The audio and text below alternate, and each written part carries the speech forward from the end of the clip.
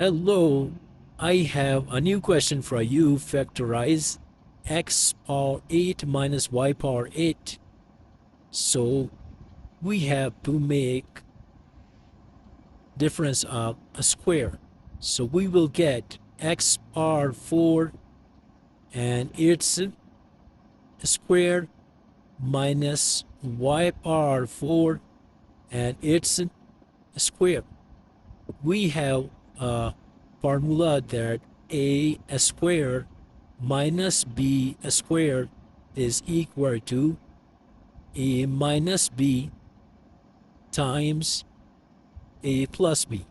So we will get first a minus b, we will get x power 4 minus y power 4 and x power 4 plus y power 4.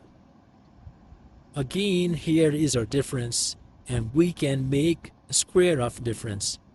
So we will get x squared, again squared, y squared, squared. And here is plus between two numbers, so it will remain unchanged. X power 4 plus y power 4 as it is. Now, again apply the same formula which we already have used.